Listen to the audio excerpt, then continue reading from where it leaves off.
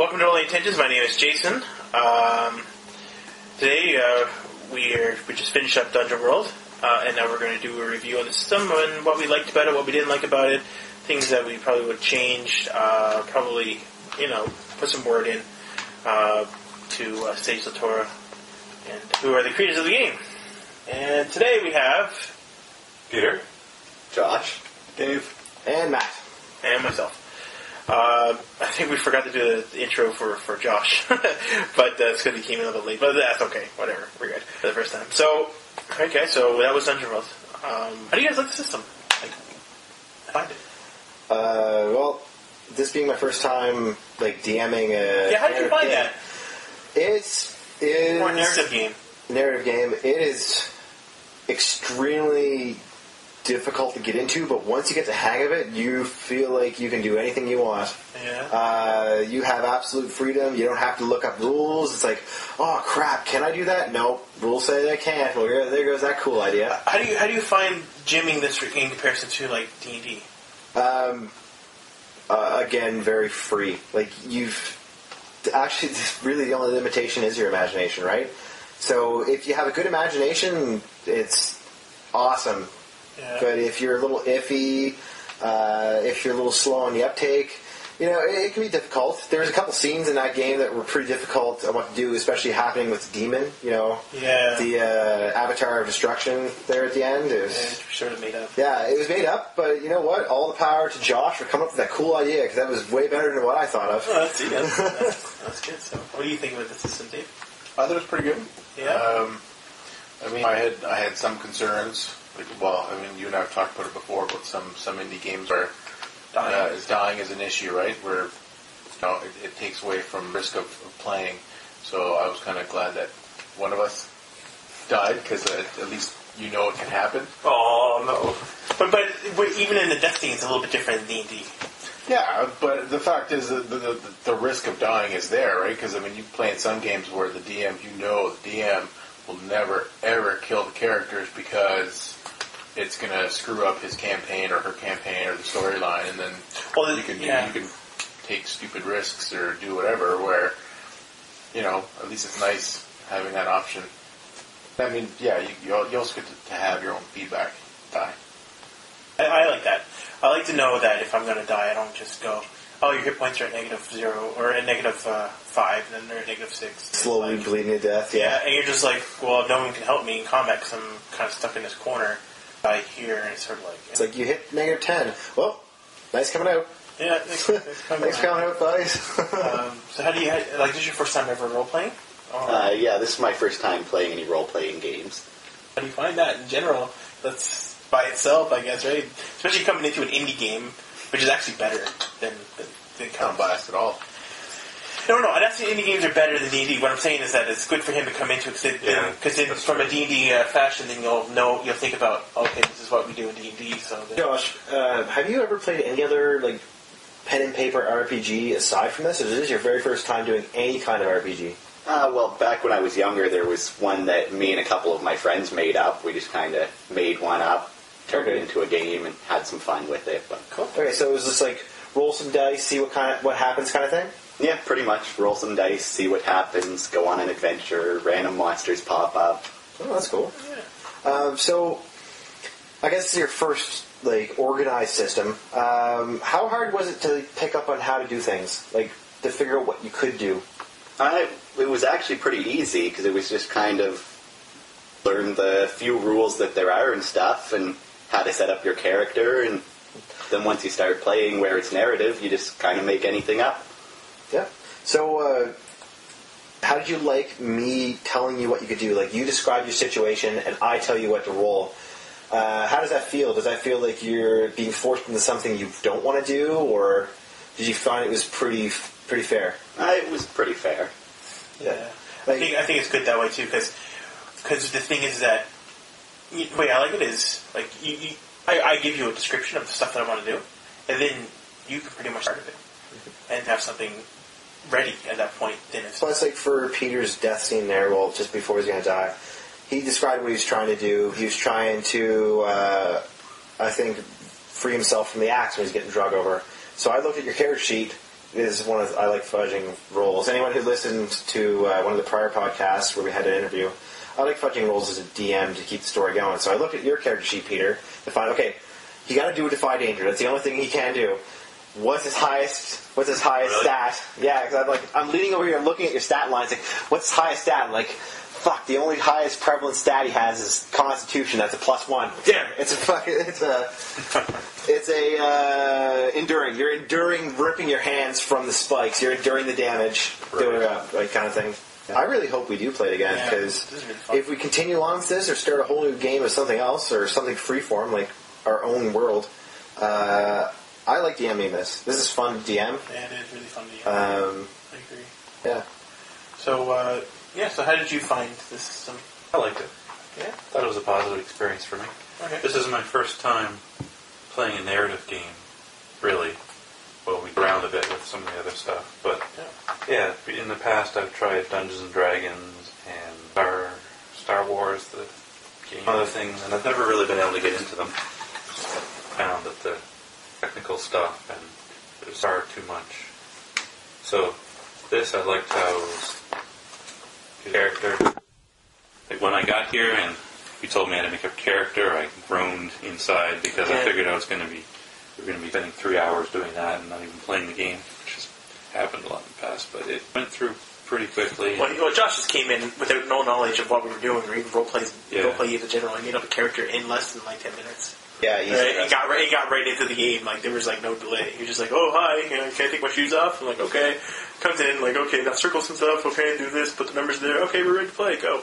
Yeah. So poor Josh. I know, right? Sorry, man. So a couple of things I really liked compared to the other games that I've tried. One was I really like the system where if you roll a high enough number, you get to narrate your own. In fact, we didn't do much of this week, but last time I was here, the DM would often ask us to explain what we found. We'd be traveling through the forest and we had to literally make something up. That's the way the starting of a campaign works in this game. There is a pre-made list, or I can come up with my own list of questions, and you guys sort of create your own world. It's also a way to create how you guys know each other, and instead of saying, okay, you guys all meet in a bar, or you all meet in a pub, it's okay, where are you guys? What are you doing? Character. Yeah. Yeah. And it's a way to start the game in a way that's not disappointing for you guys, because you guys make it up, right? Right. So you can come up with anything you want, and you can't really be disappointed with something you make yourself unless you're making it up to be disappointed, right? Yeah, no, I'd never considered. It seemed almost antithetical to the idea of playing the way we structure the role-playing game is always the DM is in charge, he's the god, and he has complete control over the universe.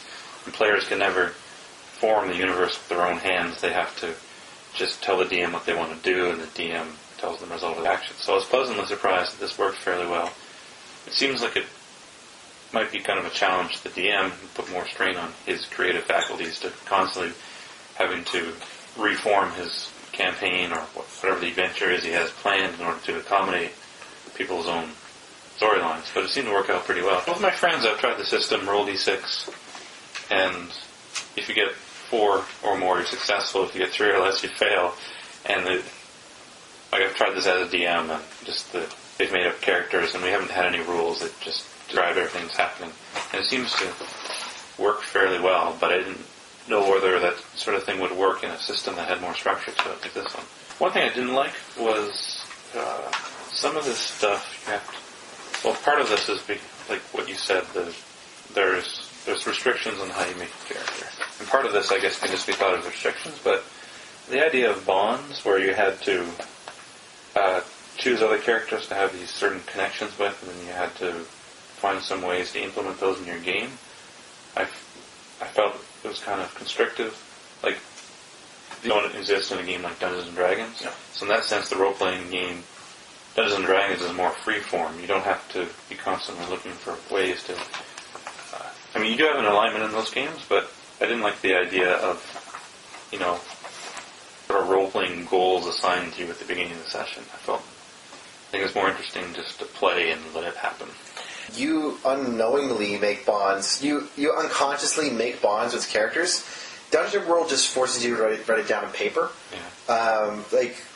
there's characters in the party that had bonds like because of what they suffered through in prior games, like escaping incredible danger or finding really cool treasure or beating some fantastic creature. They created bonds, and in future games they would act accordingly. It just wasn't metagaming. Okay, I'll come defend you because that creature's here. It's like I'm going to do something completely retarded. Like we had the player put like an explosive thunderstone inside of a cupcake that was served at the party, and something stupid like that, just because of bond-like things that were formed. Right. In the Well, we don't all have to agree. I know. Agree You're to right. disagree You're right. here. Yeah, it's agree to disagree there. Yeah. Because I love the bonds. I think the bonds are awesome. It just gives me a reason to care about somebody.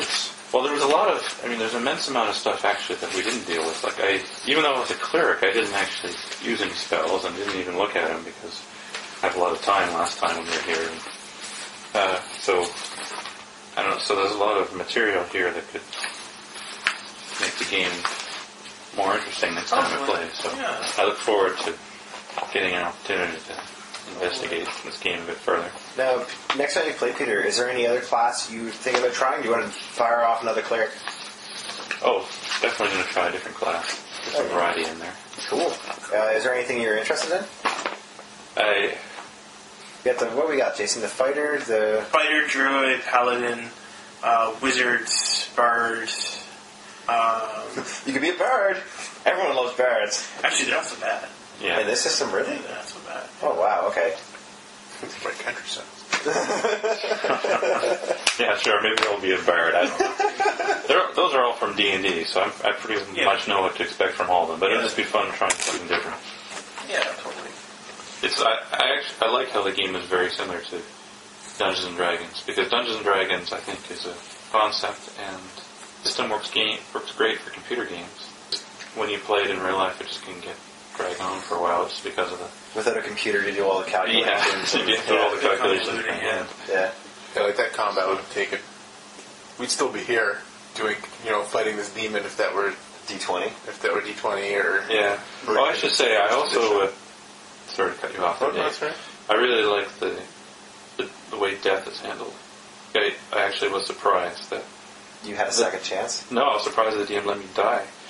I felt like just trying to defy death and trying to get myself killed just to see how the DM would handle it. I've actually done that before in Dungeons & Dragons with DMs that if I play in games where I feel like the Dungeon Master won't let me die, then often I start developing a death wish because I'm just so bored with the idea of trying hard to improve myself when there's no point because I can't die. Like, it doesn't matter if I have an awesome sword, so I'll just start becoming suicidal, see what the DM does. And inevitably the DM, will just, find some way. Like, if all else fails, he'll just say, okay, some clerics come by and resurrect you. So, what did you think of death? So I liked how, one, that they have special rules for dramatic deaths. That's great. That's how it is in comic books. And they die dramatically. One of the things that takes a little bit of the sting out of it because your character feels that you're developing for a long time dies dramatically. It feels like you have some closure or whatever. And you passed off your request to me, so. Yeah, no, so it's an exciting way to end the character. And the fact that you roll those two dice and there's different things that could happen. So you're not necessarily dead when you die. So it's sort of like a compromise between automatic death, first edition Dungeons and Dragons, where you might just suddenly die and beat it, and I guess some narrative games you just can't die because they're not designed that way. Some narrative games also are very hard to die. You sort of have to commit suicide in order Like to Miss die. Hyperion, you can't die. Yeah, Lady Blackbird, you can't die. Yeah, Lady Blackbird, unless you wanted to. You have to choose death. You have to say, all right, my character, I'm leaving. I'm not coming back next week. I want this character to die somehow. Yeah. Like Lady Blackbird, you actually have to tell the GM you want to die. Like And it was interesting dying. And now if I play again, I can just roll up a new character. It just only takes 5 minutes. Yeah. And that was like the first time I've ever handled a death scene, and it was actually kind of fun for being a DM. It's like, again, coming up with something on your feet that's completely unexpected, right? So, trying to be, Yahoo-y and thinking of a reason to bring you back. It's like, why do I want to keep you around, really? Like, I'm the god of suffering. Like, I'm 100% on board with what you think, Peter. The death system is pretty cool. Yeah, it's better than... Actually, death is not... It's not too bad. And, you know, almost coming from the words of Emo, death is not the end. Like, you know... Still passing off your... Death is only the beginning. Character can have a legacy. Yeah. Well, I got your holy symbol. To be fair, that all that could have happened in Dungeons and Dragons too. Yeah, you could have, but... It's just not implementing the rules, so people forget. And a lot of DMs, like, there are extraordinary ones that would think of that, like you said. Most DMs, I'd say probably a good, like, 3 out of 4 DMs would probably say, oh, well, there you go. Yeah. Nice done, yeah. A lot of DMs would just be like, okay, you're dead. Alright, anyways, we'll open another character while we're doing this fight, so I'll get you in the same fight. Yeah. And that has happened. Where somebody died in a fight, and then you rolled up a character, and you're like, you see a shadow in the background. Oh, it looks like a fighter came in, and he's ready for action. Well, in the same He's ready for action. In, It's not like a porn scene. He's ready for action. Yeah. you guys seen the movie The Gamers, right? Yeah. There's D&D guys, like, in The Gamers too, something exactly that happens. The bard dies, whips out another character sheet, hops in, dies again, Yeah. like, Yeah. There's 34 more of you, asshole! Yeah. So, as for the review, basically the system, all systems has flaws, right? Narrative games are definitely completely different from other traditional games, so it's just the way it is. They're just different, right? Alright, my role as a DM really is just to keep nudging these guys forward and giving them something to do. Like, except for the times where I say, well, what do you see? Like Josh, demon, what do you see, Josh? And you're like, I see this big fucking demon with horns, a spiked chin, and Jason, his cape isn't a cape, it's wings. Holy fuck, the demon got some motherfucking wings. It's like... So really, your character died because he gave it wings. We got... Yeah. Well, you know what? Cool. We had a flying halfling. So I'm not an all-powerful, all-knowing god as a DM. I can't rule with an iron fist. I can try to rule with an iron fist, but the system doesn't let me. I really don't want to rule with an iron fist, which is why I really like using the system. It gives the players power and choices to do what they want to do, to see what they want to see, to fight what they want to fight. And in the end, if players go home happy, I go home happy. So, and the thing is, the way that we have our moves list, he has moves list as well. Yeah, I got... He's limited to X number of moves, just like we are as players. To give you some examples, I'll read you the short list here. The moves I can do, if you fail a roll, like get 6 or less. 6 or less? Yeah. Get 6 or less. Here it is. Use a monster, danger, or location, reveal an unwelcome truth, show signs of an approaching threat, hence the demon summoning those demons at which you jumped inside of and burst out of in a shower of demonic gore. Deal damage, that's a pretty boring one. I don't really like doing that. That's usually like the last ditch effort thing. Yeah, use up the resources. The demon ate your mace, Peter, and spit it back out at you. Turn their move back on them. Falcons, or Josh here, he jumped on the demon's back and the demon flung him off the bridge. Separate them. Jason did that to himself. So long, sir! Give an opportunity that fits a class's ability. So say you got a thief, the thief could fall upon a trap or something like that. Show a downside to a class. That's self-explanatory. Offer an opportunity with or without cost. Put someone on the spot, or tell them the requirements or consequences and ask them to do something. So that's usually that's like he's approaching with an axe. What do you do? Exactly. That's he's about to cleave your head off. What do you do? The cleaver's like cleaving your head off. What do you fucking do? So Peter, the cleaver's lodged in your face. You're lying on this table. Pretty much, like what happened last game. So that's a pretty short list of what I can do. Though I like it, I have no problem with this list. It works. Yeah. It does the job. Yeah. And for anyone who is very new to DMing and doesn't know what to do, they have a handy list to look at. To kind of look through it. Yeah, I like that. But I think DMing is a lot different because it's you can't just strike someone with lightning bolt because you. Also, you guys that they're listening to us can't see. I have a little, like a 6 by 8 inch page that has a little map scrawled on it, and that's all the preparation I did for this. There's no, 6, 7, 10 plus hours of preparation like there's for other systems. It's like, you know what? Let's just roll with it. What happens? It's true. And you don't have anyone raging because you screwed their plans up and ruined their evenings of preparation. Yeah, because that sucks. That sucks. That happened to me before with one of my D20 Modern games. Yeah. My friend Brian shot a dragon in the face and rolled 23 times in a row and auto-killed it. Cool. Good on you, Brian, if you're listening, but you know what, that kind of sucked ass. As a DM, like, fuck you. You win.